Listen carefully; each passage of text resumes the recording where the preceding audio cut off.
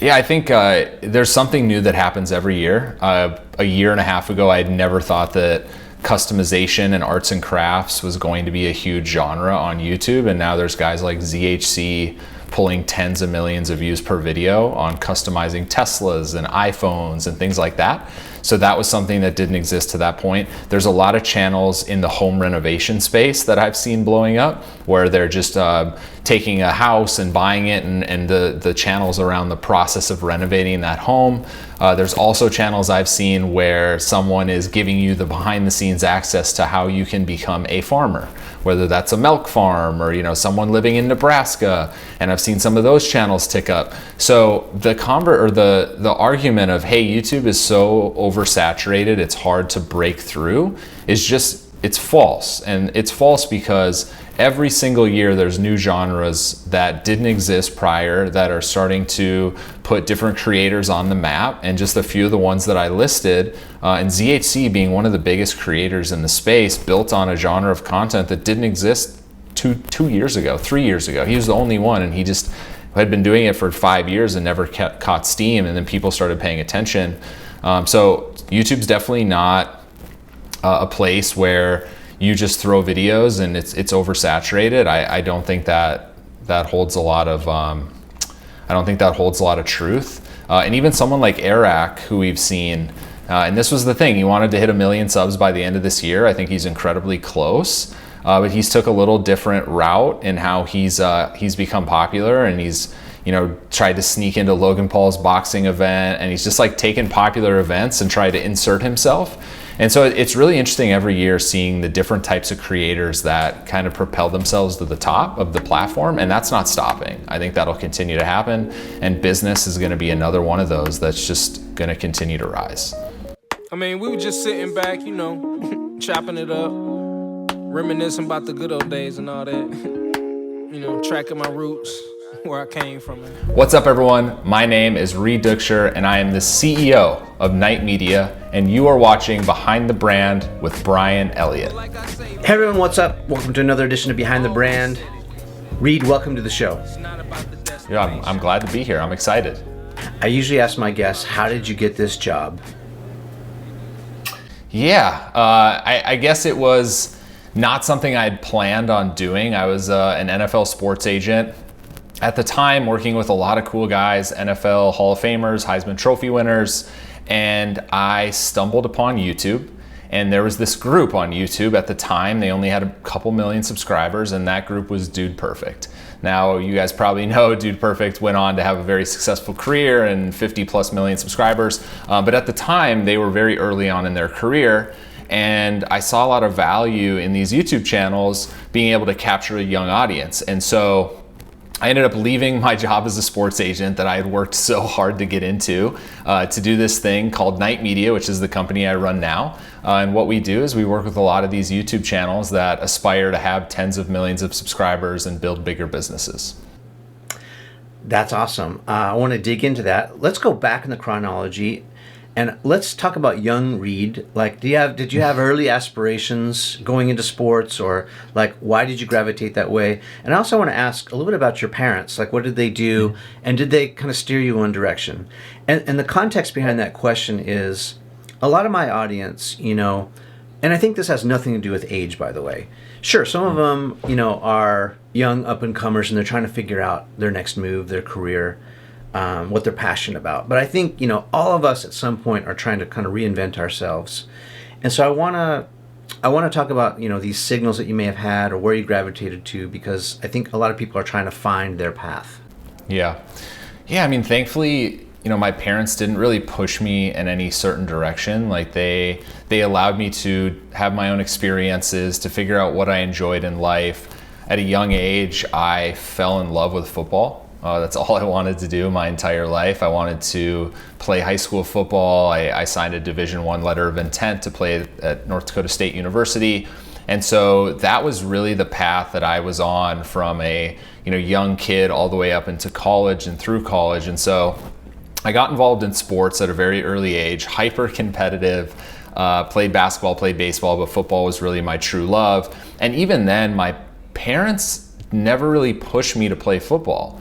My dad was an athlete when he was a child. My mom played sports, but it wasn't something that they were like, listen, we want you to play football. Something like, if you play football, we're going to support you. If you don't want to play football, if you want to do something else, if you want to, be in a band, if you want to do this, like we're going to support you. We're here for you. My parents never missed a game in high school. That was on the road, at home. They were as supportive as any parent should be. And so that was one thing that they instilled in me, and hopefully I pass on to my children is, I don't want to push them in any certain direction. I want them to figure out what makes them happy. And so with that football career, and then playing at North Dakota State, I ended up meeting a lot of guys that would go on to play in the NFL and play in the Canadian Football League. And so my next progression after I played college athletics was then to become a sports agent. And I watched the movie Jerry Maguire like every other young kid, and I wanted to be involved in that world, that like ecosystem of negotiating contracts and dealing with player clubs. And I not only thought it was a sexy industry, but my profound love for football actually would then translate into a career. And so a lot of my efforts after I finished graduate school was like, how do I become a sports agent? How can I get involved in that industry? And so that was really my path up from a young kid all the way through college. What position did you play? I had Hall of Famer Brett Favre on recently, and then before that, probably one of my favorite interviews to date has been Russ Wilson from the Seattle Seahawks. Man, what a baller. These guys are both incredible people, with their own sets of talents. Yeah, I didn't play quarterback. That was never my skill. Not that I couldn't throw the football.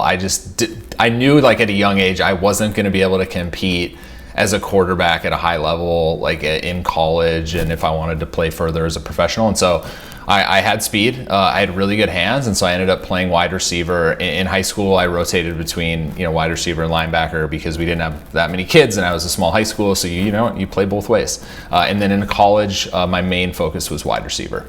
Yeah, I played sports as well. I loved football, baseball. Played a little soccer. Probably should have stuck with soccer. It was like for my height and build, it was probably my best sport. But I played. If you saw the movie Rudy, that was me. Oh, so yeah. Like I played. I was a little bit more talented than Rudy, but like, I really resonate with the underdog just because I remember playing scout team offense and defense. And it was a great experience. I think sports can teach you a ton, and I want to maybe unpack that a little bit more about how it's affected your career. Mm-hmm. So where to go from Dude Perfect? Because they've blown up. I mean, they're all over the place. They're doing collabs with Nerf and with every single, really cool brand out there. How did it evolve once you got started with these guys? Yeah, so one thing that I looked at when I first met Dude Perfect was that they were very heavily focused on basketball and football.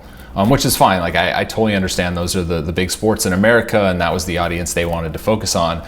I saw that they had an opportunity to get into smaller niche sports where there was an audience and probably not a lot of young kids paying attention to it, but that they could bring that older audience back in. So one of those was golf.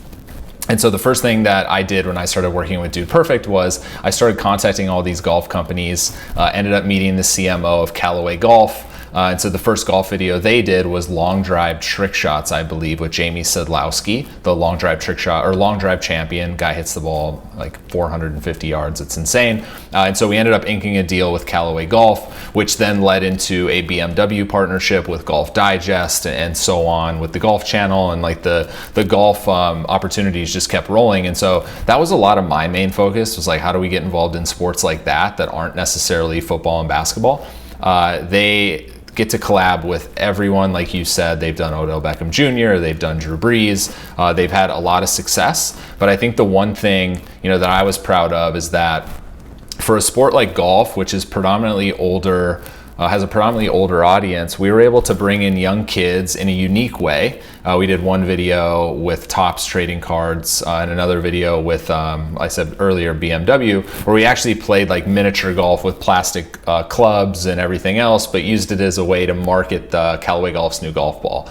And so it was just like kind of turning the golf world upside down and thinking about how do you market towards younger kids to when they potentially will get interested in golf, then they go buy that product. And so that was the main reason that I came in and started helping Dude Perfect. Give us some context and put a timestamp on that. When was that?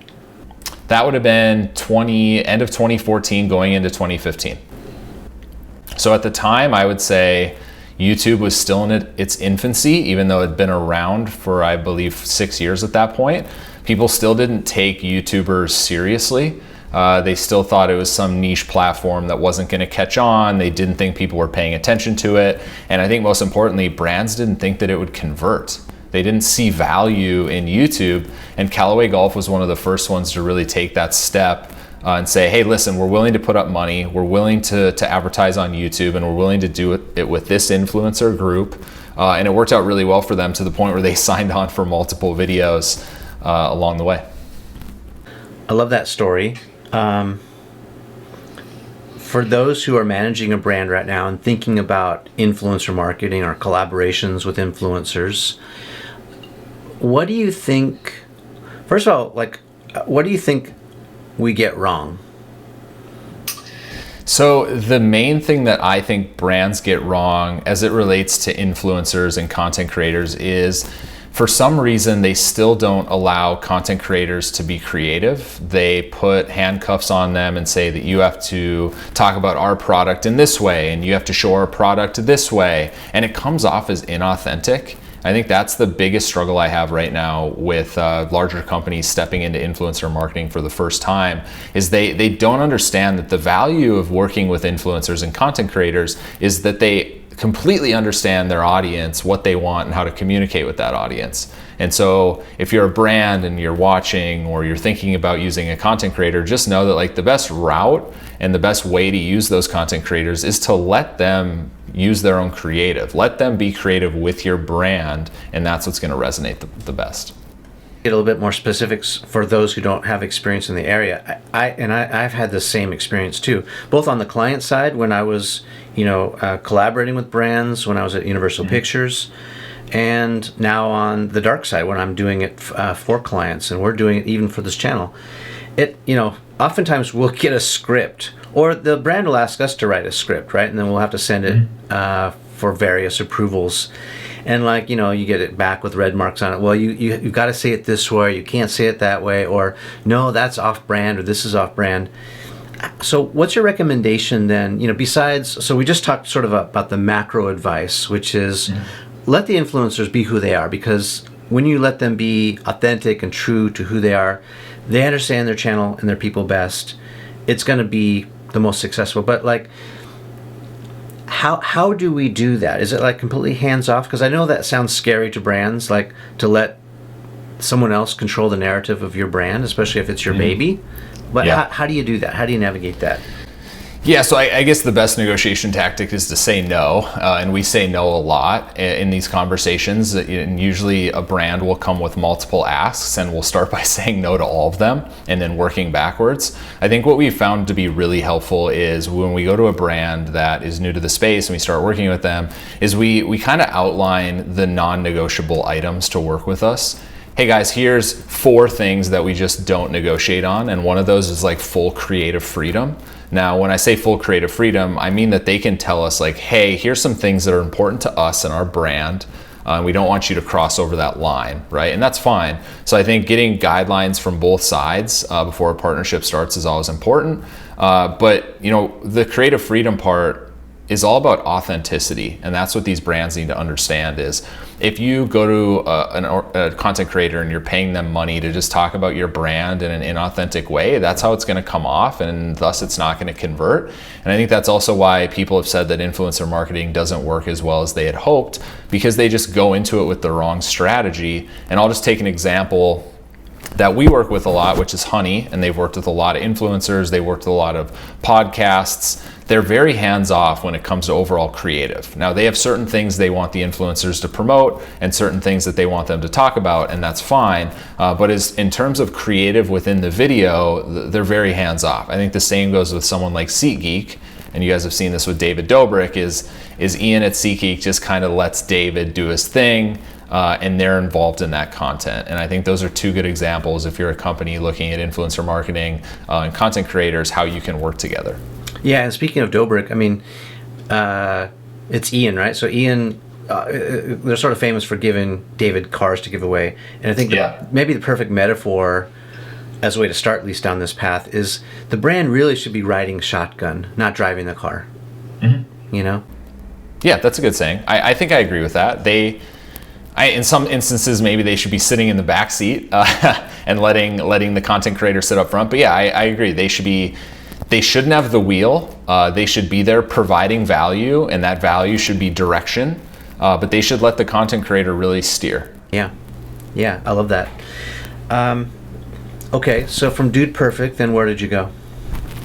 So I worked with Dude Perfect, and I ended up seeing an opportunity to actually run this as my own business. So in late 2015, I ended up meeting a influencer who is quite large on YouTube still to this day, named Typical Gamer. Typical Gamer was then transitioning from Twitch, which was Justin TV, I believe it was Justin TV at the time, over to YouTube. To stream on YouTube, and I started working with him in 2015, and that's when the business started. And so Typical Gamer led into other content creators on YouTube in the Minecraft space, and I really started signing most of the larger Minecraft YouTubers and kind of putting a stranglehold around that, and started learning about Minecraft servers and digital items. And so 2015, 2016 was really the infancy of Night Media, of like me just figuring out the space and understanding where the value was and what content creators I wanted to work with. So those first few years were very important for my personal growth as an entrepreneur, but it was also like important, I think, for the maturity of the space.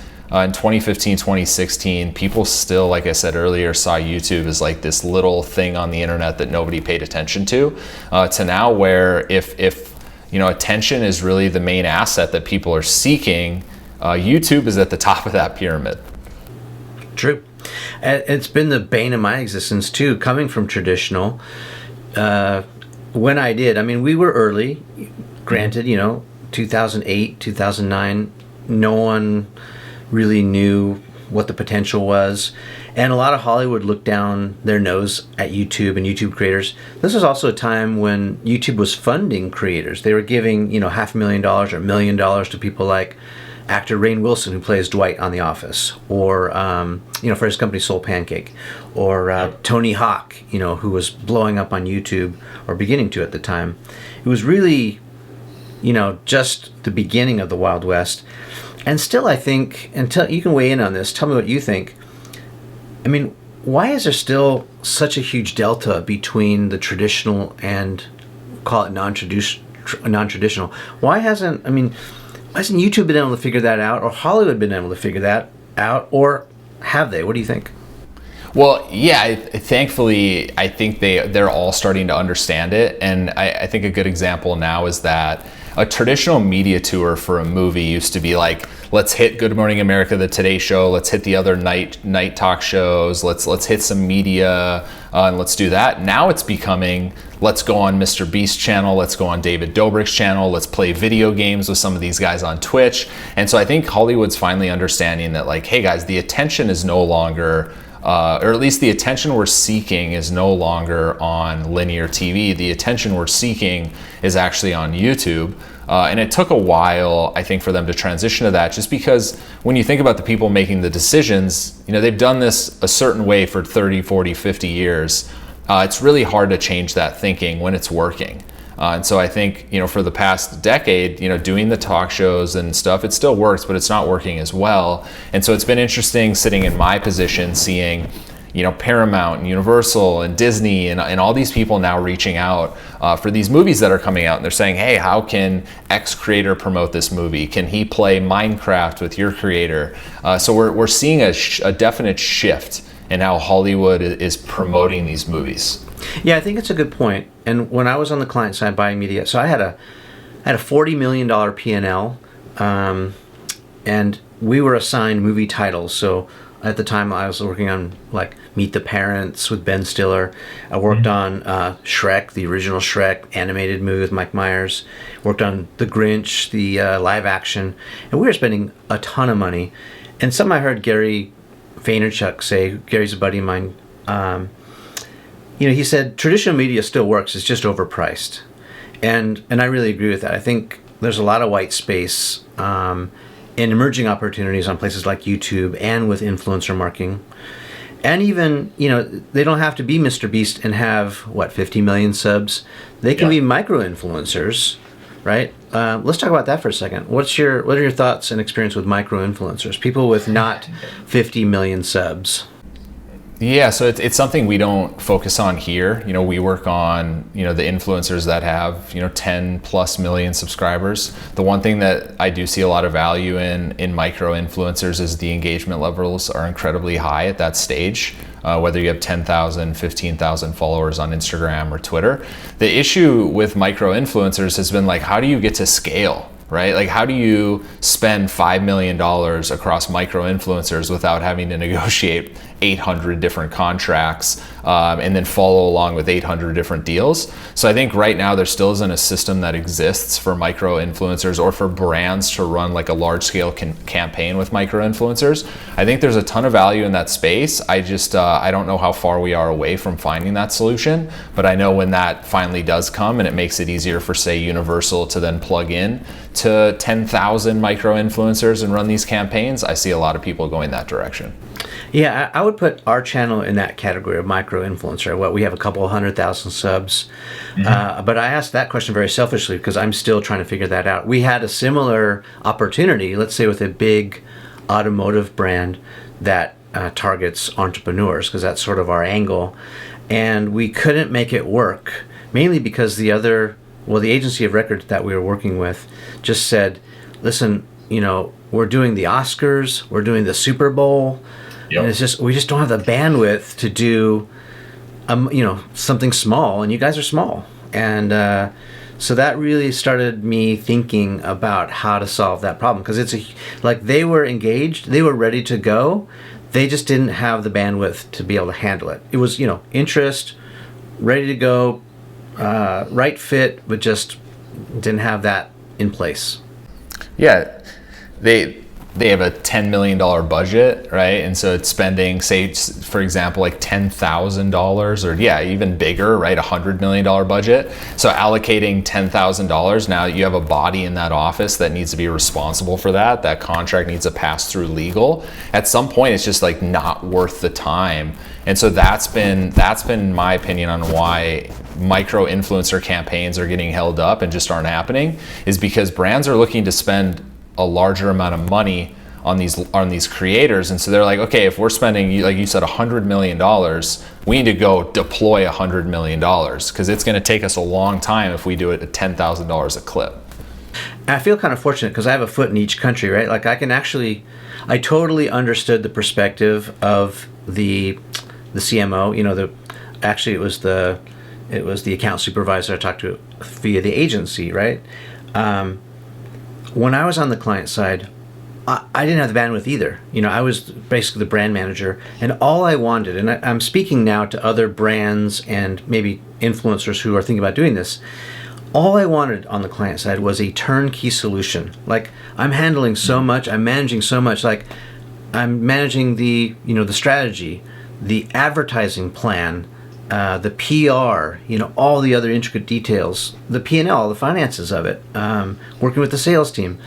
I just want a turnkey solution that I can spend the money, tell me what I'm going to get for that money, and then deliver. And it's I'm on to 50 other things. Yep. Yeah, and it probably takes just as much of your bandwidth to run a $10,000 campaign as it does to run a $10 million campaign. And so that's the give and take with it. There it is, Reed. There it is. And so that's the new interesting problem for me to try and solve, at least from, my side of the fence now on this side. And as, we were talking off camera, my production company, we are helping brands and celebrities, call them B-level celebrities. We're not talking to, Brad Pitt or whoever the flavor of the month is, A-level. These are people who, are very successful. They have a ton of budget, but they don't have a whole, entourage attached, and they need support in this area. And so we're trying to figure that out. Interesting stuff. How did you meet Jimmy? Talk about, Mr. Beast and how that evolved. Yeah, it's the same way I meet 90% of the people we work with is through Twitter DMs. I do a lot of my networking on Twitter. Most of our clients are done through mutual introductions, and so Jimmy is no different. It was a mutual introduction from a friend. Jimmy had 1.7 million subscribers at the time, and he had just done this pizza video where he bought 100 pizzas and he gave them away to random people. And one of my friends, Jobless Garrett, who also has a large YouTube presence, reached out to me and he was like, hey, I have this friend who I think is at a stage where he could really do something special on YouTube. He doesn't have any help. His mom's helping him with his finances, and he has one employee, but he's like, I think it could get out of control pretty quickly. And so Jimmy and I started Twitter DMing back and forth, got on the phone a few times, got to know each other over the course of like 2 to 3 months. And then like the cliche is the rest is history. And now we're at 46 million subscribers. So it's been a crazy 2.5 years. That deserves a pause. So 2.5 years. And basically, I mean, incredible. So you said almost 2 million at the time, and now 40 million plus? 46 currently to date. I believe we're at 46, and when I met him, we were at 1.7 to 1.8 million. So let's break that down. So to what do you attribute that phenomenal success? I think, oh gosh, so we can go down this rabbit hole about like why is Mr. Beast successful for a while. I think he does a really good job of shock and awe, of like doing things that other creators can't either financially do or won't physically do, like a 24-hour challenge on the top of a mountain. I think he has a very deep understanding of YouTube's algorithm and why videos are suggested and why they do well. And so a lot of the focus for him over the past 2.5 years has been on titles and thumbnails. So he really understands like how to curate content for YouTube, which I don't think a lot of creators still understand, and they still probably don't even check their creator dashboard to understand what their data means. And so those two things alone put him at a large advantage across every other YouTuber. And the third one, and I think the one that shouldn't be overlooked, is that every time Jimmy made money, he put it right back into the channel. There was no, I'm taking money out of the channel to buy a Lamborghini. It was okay, we signed a $50,000 brand deal. All right, what can we do with that $50,000 for our next video? And that was the philosophy early on. It's like we would take and Honey was a supporter very early on the channel. So we would take a deal from Honey. We'd then, I think one of the first examples was, it was like $40,000 from Honey. And then we went and gave $40,000 to Ninja right when he had blown up. And Ninja was doing a charity live stream, and Jimmy did a video about donating $40,000 to Ninja. And the video probably has like 80 million views now. I'm not really too sure. But at the time, it did so well for him. And then we just doubled down. He's like, okay, another Twitch donation video, go get another sponsor. And it was really like this like venture capital mindset of growing a YouTube business of like, we're investing everything back into the business. I'm not going to take a salary. Let's see how it goes. And those are the three things that set him apart. Yeah, if I could chime in too, just as an outsider looking in, I also think in many ways Jimmy is all of us. He is a very unassuming, very approachable, normal dude, right? Mm-hmm. There's no fronting, there's no pretending or putting on airs, or like, he's just himself, right? Yeah. And I think that makes him very relatable, and also very approachable. Either, as a viewer, like, I want to watch what this kid does because he reminds me a lot of me, or the things that I aspire to. Like, dude, I would love to give the pizza guy a house when he comes to deliver my pizza. I would love to be able to do that, especially if you know that guy just got kicked out of his house, or he's got a kid. I just bought this house and I'm gonna give it to Chandler. Really? No. Bruh. But I am gonna give it to a pizza delivery guy. And here's how. We ordered a pizza. Rowan Pizza, how can I help you? Can I have a pepperoni delivery, please? Then we paid a pizza delivery guy to help us move furniture all day. We just need help moving furniture. If we were to give you a few $1,000s, could you just help us move furniture all day? Really? All we told him is that we are YouTubers and we needed an extra hand moving furniture because our friend Chad got laid off and we really wanted to help him. But little does he know, Chad isn't real, and at the end of the day, we would actually give him 100% ownership of the house he is helping us move furniture in. He's gonna walk through that door, and I'm gonna inform him that this is in fact his house. Let's do it. Sorry about that interview. How'd it go? It was alright. Yeah. Was it awkward? Yes.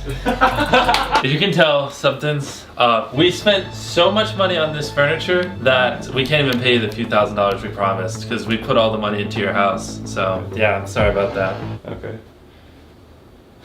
Yeah. Your house looks nice. Yeah. What do you think of his house, Jake? I think it's awesome. I think he's really gonna enjoy it. What? This is your What? Yeah. Yeah, your house. Oh, we didn't tell you? This is for you. Yeah. We were lying about Chad. This whole house is for you. Chad doesn't exist. Yeah. That is awesome. You are Chad. Thank you. Yeah, shout this is your house. So we noticed earlier that you had a Monster sticker on your phone. So we bought you 100 cans of Monster. Wow. And then you said you had a dog, so we bought you a bunch of dog food and some toys for him. We didn't know which brand, so we just got all of them. Wow. We reminded you of your favorite thing. Pizza. Pizza. Oh wow, there's more pizza in the stove.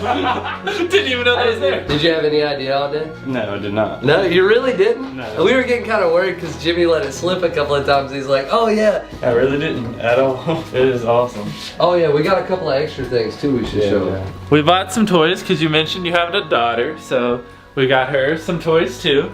Wow. I know this must be out of nowhere, so I know it's a lot. It really is. Like, it's awesome, yeah. But it's all yours. Like Oh my this, God. this owl, yours. Do what you want with. You just throw it. Just throw it. Yeah, it's Yeah. Like the house we were in, it was a horrible house. It was very unsafe, and this house is honestly gonna be a lot better, safer for my kids, and better for our living. We tried to get a house done the day before y'all gave us this house. Honestly, I was going into this thinking I was just getting a couple of $1,000s to help move furniture. Someone just really just gave me a house. Now we can stop worrying about where we're gonna go from here. This is really just a great opportunity for me and my family. And I just want to thank you, Mr. Beast, for honestly answering all our prayers, because this is something amazing for me.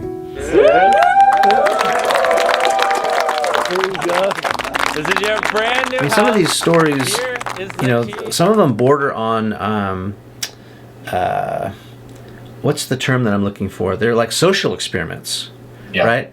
And there's an emotional connection and an emotional piece to it where you really get the sense that Jimmy is trying to do good in the world. Like he's trying to make a difference from, you know, the movement with trees, or you know, giving away cars to people who, you know, are walking to work. It's just like you want to just root for that guy, right? Yeah. It started out as like, you know, what big ideas can we do? And it slowly transitioned into like feel good, tugging on, you know, heartstrings, like let's change the world. Let's use this platform to do better. Team Trees was, you know, a really good example of that, of raising $22 million in 60 days across the creator community, and Elon Musk getting involved and Jack Dorsey. And then it just spiraled out of control. To that point, you know, no one had viewed a YouTube channel like that. I think most people had just viewed it as a way to get rich.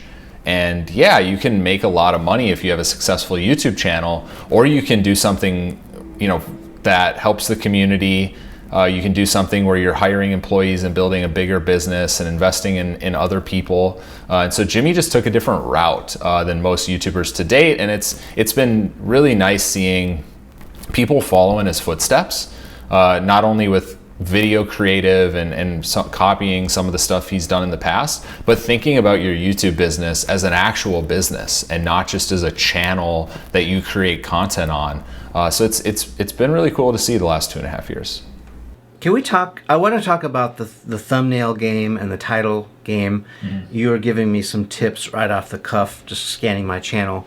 Maybe want to talk to other creators about some of that stuff that you are involved in, or just from your knowledge. But I also want to talk about the CPMs. So Jimmy is getting, or Mr. Beast is getting, an enormous amount of views. Are you guys focused on like CPMs and how to drive that up, or can you share with us like a range of CPMs? Like what? Yeah, I mean a typical creator makes anywhere between like, and for the, like, I guess we should first start with like what's a CPM, because some people are like, wait, what? So it's basically the amount of money you get paid per 1,000 views on your channel. And so a typical CPM for a new channel will be like in that dollar range. and then it slightly goes up as you grow, and a lot of things depend on like where the CPM goes, right? How many mid-rolls you have in a video. There's such things as auctioned ads, and then there's also reserved ads, and a reserved ad would be like a non-skippable 10 to 15 second ad that you have to watch. And so a lot of how high your CPM is really revolves around those things. And so usually creators in Jimmy's size, 10 million and above, like that CPM is like the $2 to $6 range depending on the time of year. And it again depends on a lot of those factors. So are you pushing the buttons behind the scenes with him, or is that Jimmy's team? Thankfully, I'm not. That would probably, I just don't have the time to do that. So he has a whole team behind the scenes that works on his videos, his ad placements, all that stuff. And so initially he was doing it. He's still incredibly involved. Obviously in the title thumbnail, like that's mostly him. But in terms of like uploading the videos and things like that, like we do have some help. Yeah, and so are you advising other clients then about some of those particulars? Because I'm curious. Yeah. You talked about, mid-rolls, and I think YouTube announced maybe just like 30 or 60 days ago that any video over 8 minutes, or was it 9 minutes? Maybe it's 8 minutes. 8 minutes, yeah. That can have a mid-roll on it, yeah. It used to be 10. So videos over 10 minutes could have a mid-roll, and what that means is if you have, in the past, if you had a 9-minute video, you could only run a pre-roll ad, so an ad before the video started, and then you could also, I believe, put an end roll on it. But now they've changed that rule to say that if a video is 8 minutes or greater, you can put mid-rolls on it. So you could have a pre-roll ad, then you could put a mid-roll at 3 minutes, a mid-roll at 6 minutes, right? And so it hasn't been around long enough for us to see like the long-term effect on some channels that make micro content. We don't have a lot of creators that create 8-minute videos. Jimmy's tested it on some of his gaming channels. Preston, another one of our clients, has tested it. We just don't have enough data yet, but it looks like it monetizes just as well as a 10 or 12-minute video with mid-rolls. Yeah, that's kind of what I was getting at. Like, I want to talk about runtime, and I want to talk about this ad. So, like, do you have a best practices suggestion for other creators about, let's start with runtime. What's the ideal runtime? Because when we started in 2009, everyone told me straight up, Brian, your videos are 30-minute segments. This is ridiculous. No one's going to watch anything longer than 3 minutes. In fact, your video should be 2 minutes, 57 seconds, because 3 minutes is the sweet spot. I don't know who gave you that advice, but it was terrible advice. No, so you can have as long of videos as you want as long as the watch time is high. I think a good example of this is Dream, and a lot of people just went, who the hell is Dream? But in like my world, he's one of the biggest gaming creators in the whole space, and so his Minecraft videos are 50 minutes long. But if you look, they all have 25 million views because his watch time or his average view duration is incredibly high. So most people on that 50-minute video are watching a long amount of that. They're not watching 3 to 6 minutes of it. And so I think that there's not an ideal length. I think what people should be focused on is like what length is my video, and then how can I get people to watch 50 to 70% of this on average. So I understand what the guys or whoever told you that saying about a 3-minute video, but if the 3-minute video has terrible AVD and the AVD is only 20 seconds, you're in the same spot, right? So on your 30-minute video, if you're getting people to engage in it for 20 minutes, you win, right? You have a 60 to 70% AVD on that video.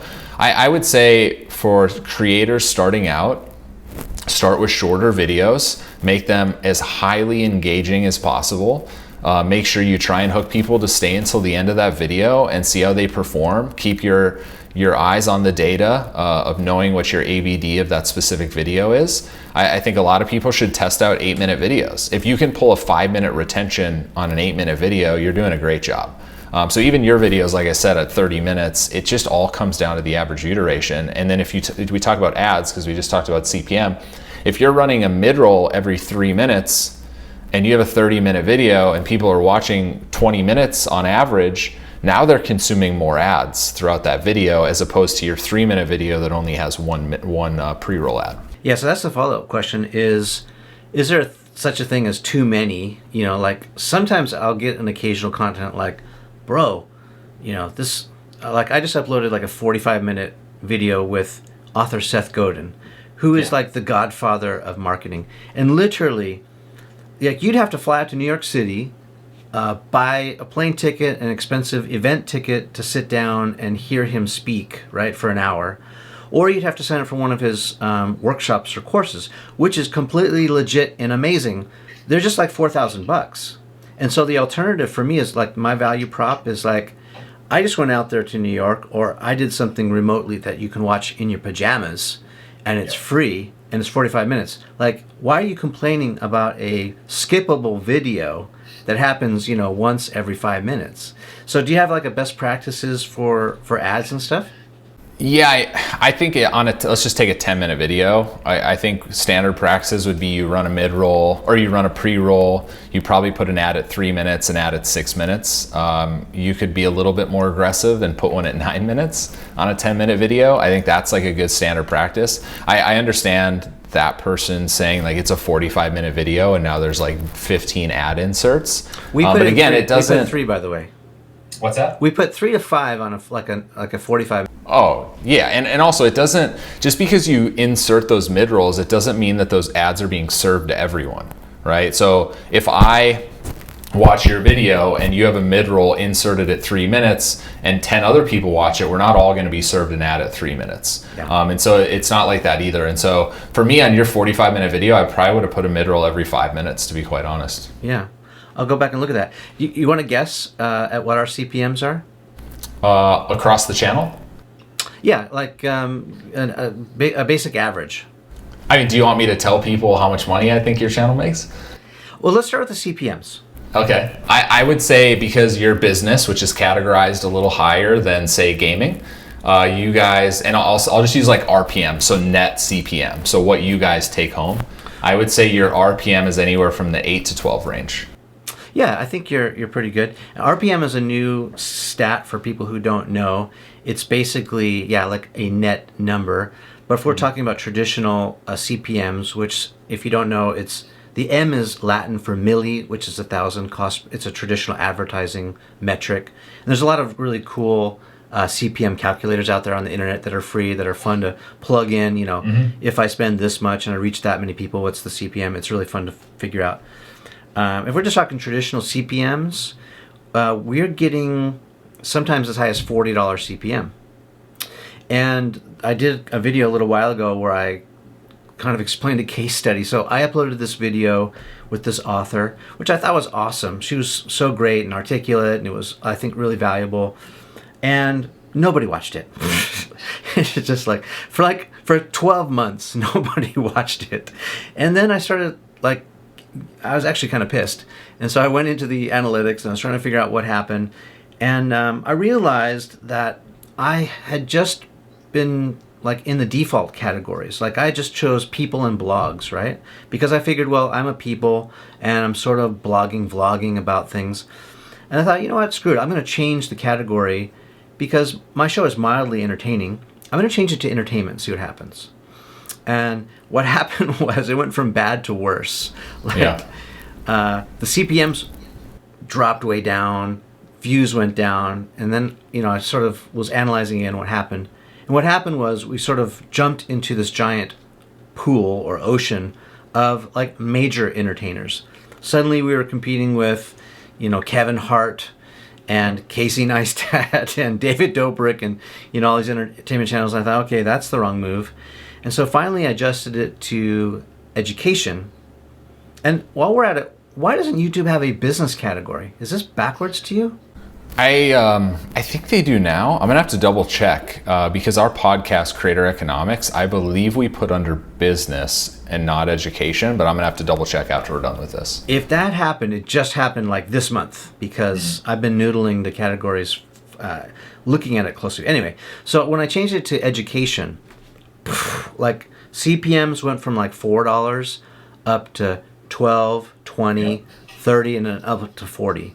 And then a funny thing happened to that video. In the 13th or 14th month, it suddenly caught traction. And that single video, just as one example, we've netted, the RPM number, about $27,000 to date, just on that one video.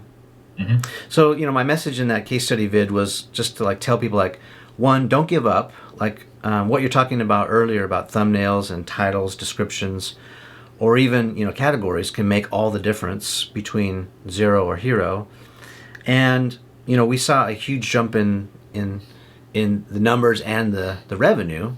And it also has helped us attract, going back to that other story of the automotive partner, that's how they found us. They're like, oh, we saw this video. And that started to make me think too, like, channels with different kinds of content can attract different kinds of advertisers.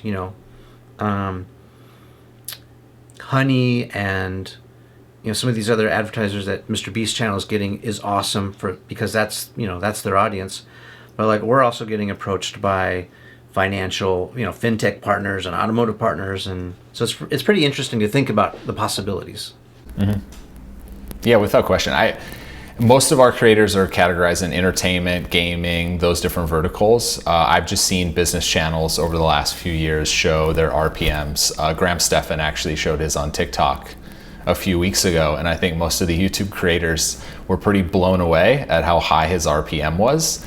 And yeah, so if you guys have a $40 CPM, that's roughly a $20-ish RPM. So that is incredibly high when the averages are around $3 to $4. Yeah, and I'm a fan of Graham's channel too. I think he does a great job of being transparent. I think the way he opens the kimono too is really helpful to other creators.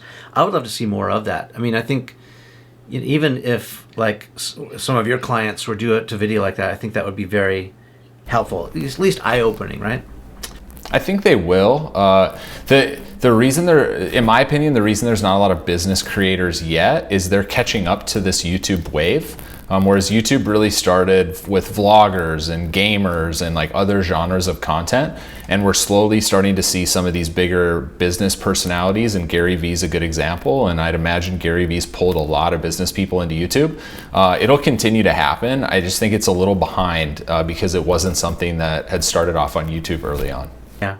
So let's springboard off that question and ask, like, where's the white space? So like, where's the opportunity right now that you're seeing, that you're trying to either find new clients, create new business for your folks? What are we not thinking about? Yeah, I think there's something new that happens every year. A year and a half ago, I had never thought that customization and arts and crafts was going to be a huge genre on YouTube, and now there's guys like ZHC pulling tens of millions of views per video on customizing Teslas and iPhones and things like that. So that was something that didn't exist to that point. There's a lot of channels in the home renovation space that I've seen blowing up where they're just taking a house and buying it, and the channels around the process of renovating that home.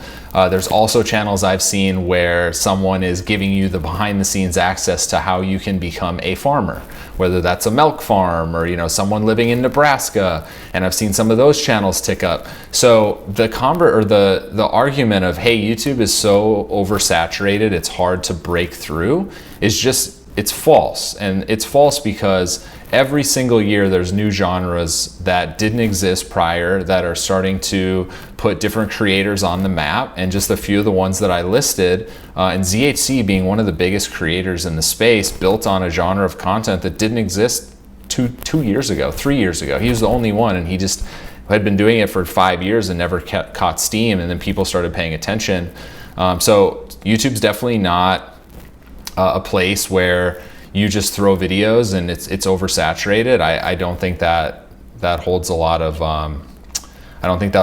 truth. And even someone like Eric, who we've seen, and this was the thing, he wanted to hit 1 million subs by the end of this year. I think he's incredibly close, but he's took a little different route in how he's become popular, and he's tried to sneak into Logan Paul's boxing event, and he's just like taken popular events and tried to insert himself. And so it's really interesting every year seeing the different types of creators that kind of propel themselves to the top of the platform, and that's not stopping. I think that'll continue to happen, and business is going to be another one of those that's just going to continue to rise.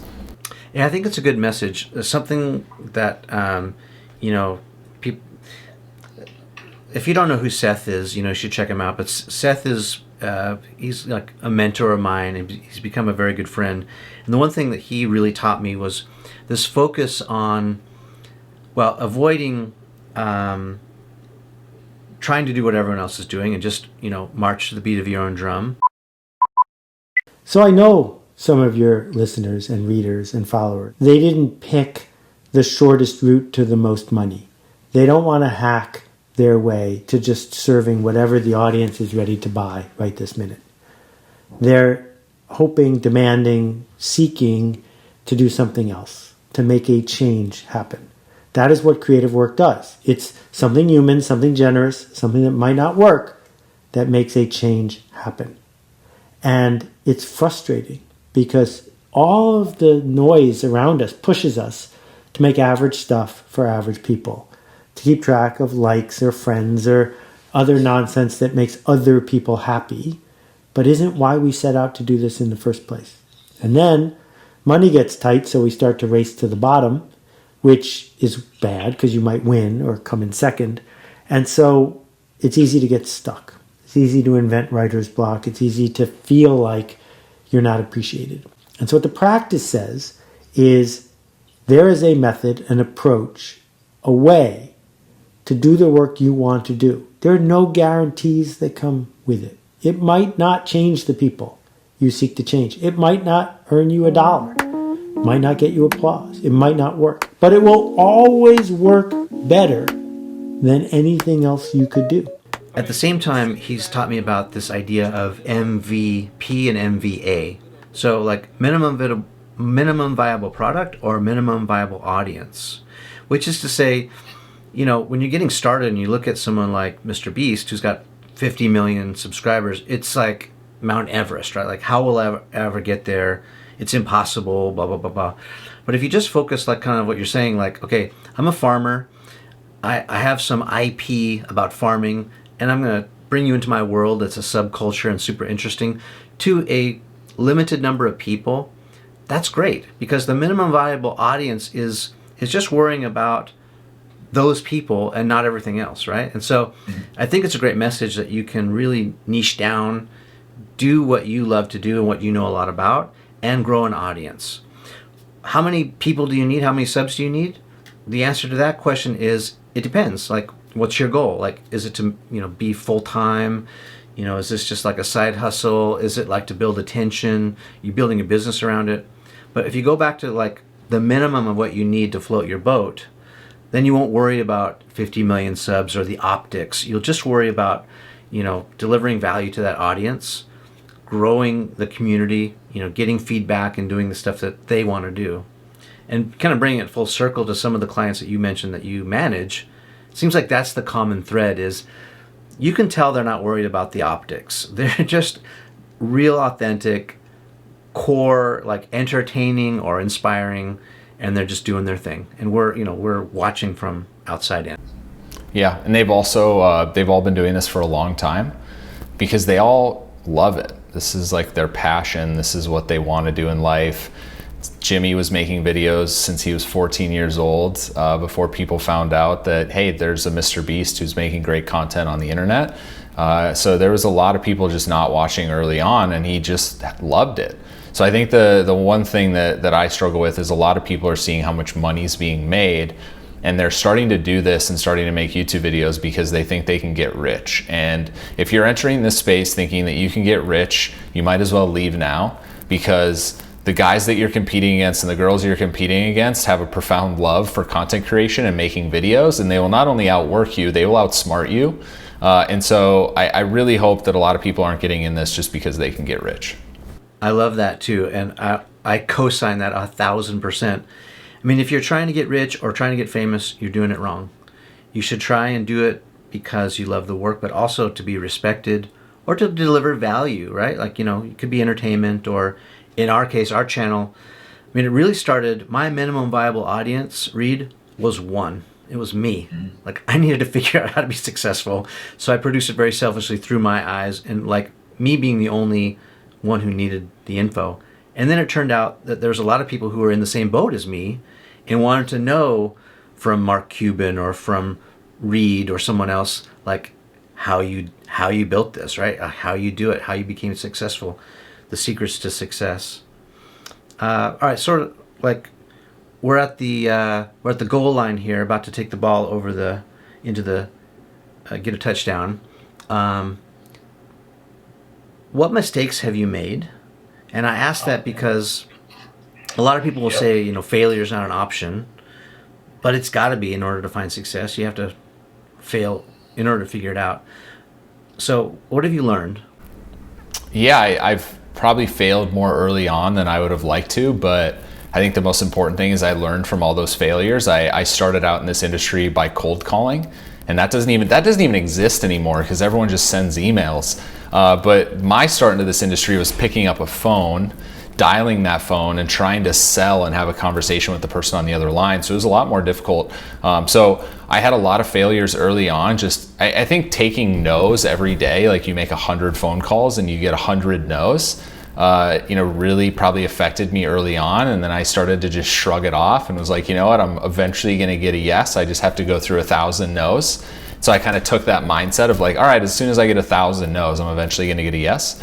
So that was like me kind of getting used to failure early on. I don't know if that was a good thing or that was a bad thing, but it helps me now because no's don't really affect me as much. I think the other failure, I wouldn't even say this was a failure, but early on with this company, I thought that it was all about scale. Like my business had to represent tens of thousands of creators and I needed to sign everyone. And I soon realized that like, okay, life's too short for me to have to like chase 100 kids around. So I'm gonna focus on the ones that I have personal faith in, that I get along with, and I'm gonna go incredibly deep with them in their business. And that's actually been one of the biggest things and one of the biggest pivots that's made Night Media successful, is not trying to scale like some of these big talent management firms that represent tens of thousands of people. We're not Nike, we're not Adidas, we're like trying to be supreme of talent management. We're really calculated in who we represent, and we're very thorough in the type of creator that we look for. And so that was like one thing that I learned, and I wouldn't even call that a failure. It was more of like a trial by fire. That I learned early on. So those are two things I think that really stand out to me and the growth of Night Media. And then the last one is probably, it has to do with hiring. I think hiring is something that, I thought was gonna be easy, that I was just like, oh, I'm just gonna hire this person, it'll be great. I learned the hard way that like it's all about not only hiring the right people and getting the right people on the bus, but then it's like how you bring those people into the culture of the company and how you accelerate their careers and keep them fulfilled. And so I learned that one the hard way as well. And so those are like the three things that I would say stood out for me in Night Media early on. Yeah. Let me just underscore what you said. It's super important. Getting past, the rejection is a big deal. And I think you said it very well. Sometimes no in professional language is just no for now, right? Mm-hmm. And so I'm guessing that some of those people that turned you down the first time, now that you have a little bit more of a name or success, I'll bet one or two of them have tried to come back. I don't know if you have. Let's talk about that. I have plenty of stories, yeah. I think one of the most interesting stories, and I haven't told this one a lot, is early on when I was trying to become a sports agent, my philosophy was that, okay, I'm not just gonna like pick up the phone or I'm not just gonna email my resume, I'm actually gonna like show up and try and get a face-to-face. Whether that was a good idea or a bad idea, who knows, but I would show up at these offices and sit in the lobby and be like, yeah, I'm waiting for so-and-so, I don't have a meeting, I just wanna get a face-to-face. And I ended up walking into Lee Steinberg's office, who, for those who don't know, he's like one of the biggest names in the sports agent world. And the movie Jerry Maguire was solely, I think, kind of based on him, or he helped with the movie in some way. And I was in his lobby, and an intern came out and was like, sir, you got to leave. Like, you don't have a meeting. And I was like, listen, I only need like 2 minutes. I just want to like hand deliver my resume. I'm from North Dakota. I'm here in LA for a week. And he's like, no, you got to get out of here. And so I got kicked out. Fast forward 2.5 years later, I get a call from a former teammate of mine named Carson Wentz. I had played at North Dakota State. Carson Wentz, for those of you who know, played at North Dakota State and was set to be either the number 1 or the number 2 draft or pick in the NFL draft. And his father called me and he said, hey Reed, it's down to 3 agents. We'd love your expertise because we know that you were in this world for a little while. And he listed the agents, and it was like Todd France, Ryan Tolner, and Lee Steinberg. And just to back up, that very same day that I got kicked out of Lee Steinberg's office, I went south to Rep 1 Sports office, which was Ryan Tolner. Nobody was in there. There was someone like cleaning up some boxes and he couldn't have been nicer. Took my resume and he's like, hey, I'm gonna set it on Ryan's desk. Like, I don't know if anything will happen out of it, but we'll see. Ryan sends me an email a day later and he was like, hey, sorry I wasn't in. Totally appreciate you coming in. Love the hustle. We don't have anything right now, but we're definitely gonna keep your name on file. And so it all just kind of came full circle of like, okay, Ryan Tollner couldn't have been nicer to me. Lee Steinberg wouldn't even give me the time of day. And now I'm in a position to be like, hey, who do I think the potential #1 draft pick should pick for an agent?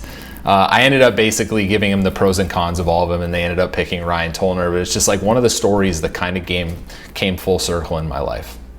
I love that. I love that so much. Probably for the wrong reason, but I love that. Yeah. So it's and I think I've told that story one other time, but oh, it's gold. Let me dig a little bit further. So, what is your philosophy on holding a grudge? I mean, it's sort of saying it to the extreme, I guess. But like, what if one of those people from back in the day who blew you off came back and said, hey, we want to do a deal now with one of your guys? Would you be quick to like forget that and forgive them, or is that going to be like what comes around goes around? I think it depends on the situation. I think for most part, or for most things, I'm like pretty quick to forget. But it also like some things hang in the back of my mind because I'm so ultra competitive. But if it's like a brand that was like, and there's multiple examples of brands saying, no, we would never do this, not right for us, that finally came back. I think the movie studios are good examples. Like they used to tell me no all the time. Why would we advertise on YouTube? Why would we pay this creator? And now they're all reaching out and they're like, hey, we want to like do media tours. We want to be on your channels. And we kind of opened our arms and, been like, okay, great. Like, let us educate you on how we think you should do this. So most of those examples, like when they are finally ready, I'm here to educate and help them get involved. But there's certain situations like where people probably blew me off early on in my career where I don't have a grudge against them, but I'm so ultra competitive that I just want to like be as successful as I can. And so that's like probably a good example is like the Lee Steinberg situation. Yeah. So the message here is, the nobodies of today are the somebodies of tomorrow.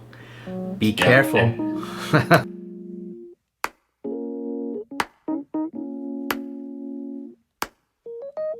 I mean, we were just sitting back, chopping it up, reminiscing about the good old days and all that. Tracking my roots, where I came from and where I'm going.